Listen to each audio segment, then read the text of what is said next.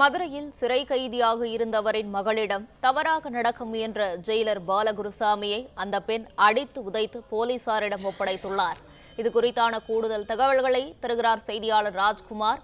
வணக்கம் ராஜ்குமார், இது குறித்தான முழு விவரங்களையும் பதிவு பண்ணலாம்.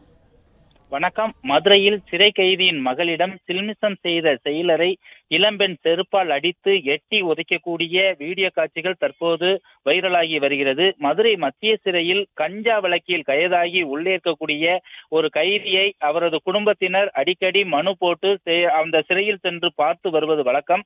அப்படி பார்த்து வரும்போது பாலகுருசாமி என்ற செயலர் அந்த குடும்பத்துடன் பழக்கத்தில் இருந்துள்ளதாக கூறப்படுகிறது. இந்த நிலையில் இளம் பெண்ணிடம் அவர் தவறுதலாக நடக்க முயற்சித்ததாகவும் தெரிய வருகிறது. இந்த நிலையில் அந்த இளம்பெண் நடு ரோட்டில் அவரை எட்டி உதைத்து செருப்பால் அடிக்கக்கூடிய வீடியோ தற்போது வைரலாகி வருகிறது. அது மட்டுமல்லாமல் அந்த செயலர் பாலகுருசாமியை பிடித்து அனைத்து மகளிர் காவல் நிலையத்தில் கொண்டு போய் ஒப்படைத்து தற்பொழுது விசாரணையும் நடைபெற்று வருகிறது.